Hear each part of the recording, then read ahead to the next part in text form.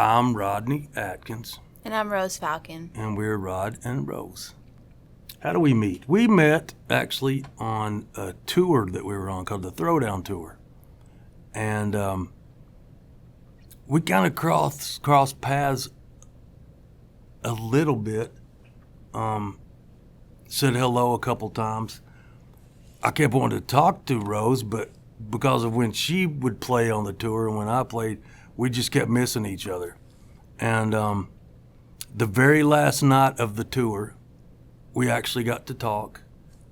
And they came and got me and said that I needed to go sign some stuff for the end of the tour. And so I was like, man, I just got to talk to the girl. And I had said, we could get together sometime, maybe write a song or something. And when I came back, she had left a book, the Joyce Meyer book actually for me. And inside she wrote a little sweet note and gave me your number. And man, I immediately tried to call her and we talked and texted. I did not, all night. I said call me sometime. I did not mean Immediately. Today or right now. And I was like, oh no, what do I do? And then after that, I actually had to go to Norway for some shows. And man, when I was in Norway, I was just trying to find Wi-Fi so I could talk to her, communicate with her. Pretty much after we met and talked that first night, we have been together ever since. People ask us about writing songs together. We're maybe a little different. I know some of my friends are this way and some aren't. We really enjoy being together. So some people think that's a little weird, but we're together a lot. I mean, we write together. We go on the road as much as we can. We like to have our family, on the road, and we're best friends. We don't mind small places. We kind of like that, like buses. Buses are not glamorous. Hotel rooms. We like. It feels nice being close together with our kids. It's just we're simple. I was born in Knoxville, Tennessee. Then I was actually surrendered to the state, and I was in a children's home called Holston Home for Children for a while, in Greenville, Tennessee. And then I was adopted. The first town I ever lived in was Chattanooga. And then wound up, my parents moved to a little town called Cumberland Gap, Tennessee, population 450 people, I think, and that's where I grew up. I was born in New York. My dad was a singer-songwriter. My mom was a hairdresser, and then she passed away when I was 4, and we moved, me and my dad, buddies, we moved to Nashville when I was about 9 years old, and I've lived in Nashville pretty much ever since then and written songs since I was about 12 years old. I guess I got my first record deal when I was 14, and yeah. She's been doing this longer than I have. When we met, we started trying to write songs because she's blue-collar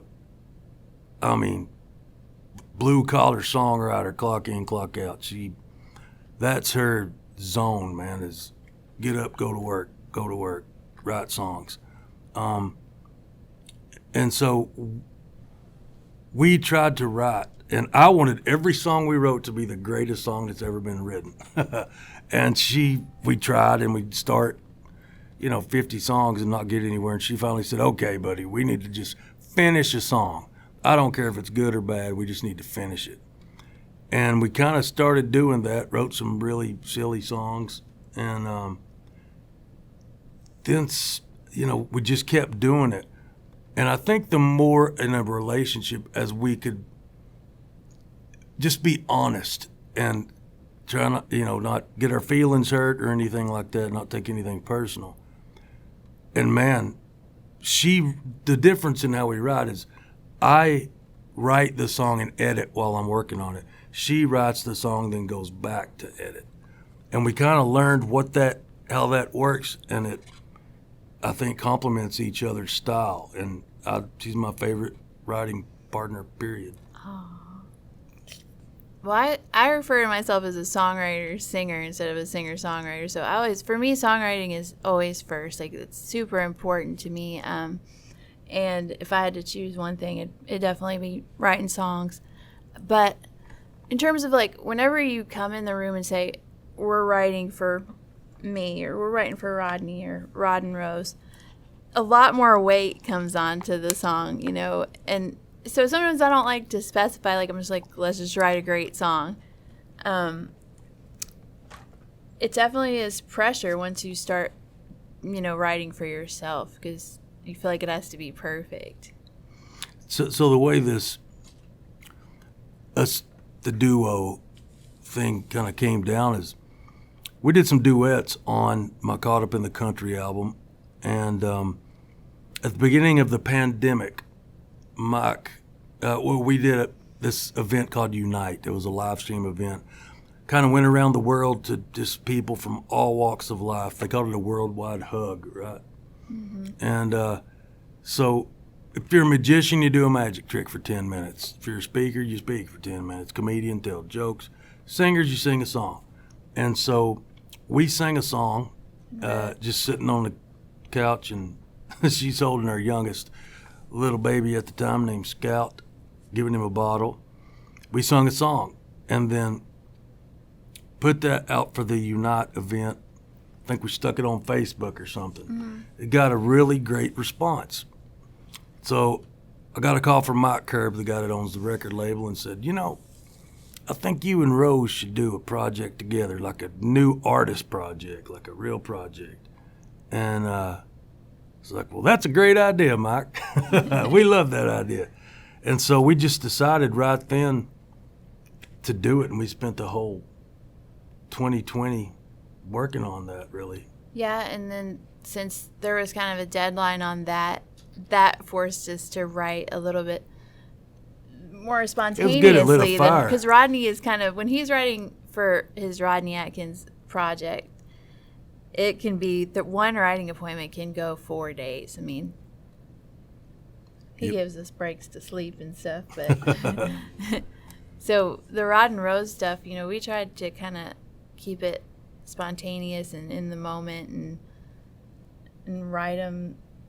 It turned out, you know, what we were after, writing those songs. It is a lot of pressure, but then again, it's so much fun. When it's right, then it's fun, and you just get lost and lose track of time and what you're doing. We kind of got past it being the challenge to write together. And as far as writing songs for other people, that's more her jam. How it kind of works is I get set up with different people all the time, but like it's just cool to see the journey of a song. Like, I wrote a song called Friday Night, and Lady Antebellum recorded it off of a work tape, which I never expected, because usually you have to, a work tape, for people who don't know or aren't songwriters, is just what happens in the room right after you write the song. You put your phone up, get a work tape. And I love work tapes because they capture that moment, you know. And so they cut that song off of a work tape, and I really thought it was going to be a single. As a songwriter, young songwriter, so excited. It was on the record, but never became a single. But then my co-writer, Eric Pasley, decided to put it on his record, and it ended up being a #1 song. And so, like, that's just how God works. And it's like, in my life, the things that I thought that I wanted ended up kind of not being as good as what God ended up doing in the long run, you know? Right. Yeah, I started out writing poetry, so it definitely always songs first. Never really wanted to be famous, so to speak. That was never like the goal. I love, you know, I feel blessed to be able to make a living doing what I love, and that's kind of all I can hope for and what I hope for, and I've been fortunate enough to make that happen.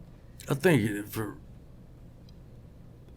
me as well, I just wanted to be a songwriter. That's what I wanted to do. I did not want to get up in front of people and sing. Never. I just kind of wrote that off. When I first started, man, if I had a glass of water while I'm playing somewhere, I was so nervous I would shake the water out of the glass. somewhere in there I realized I just can't be the guy that says, okay, you sit there and I'm going to sing at you. Y'all just listen to me. Once I started playing some songs and people started singing along, I said, okay, I can do that. If we're all singing together, I can do that. So that's the path that I took. And I had no idea what I was doing, pursuing. I think with Rose, a big part of it is she grew up, her dad is a legendary songwriter. And that's all she saw. And they're tight as, I mean, you can't get tighter. Oh, Father, daughter. You can't.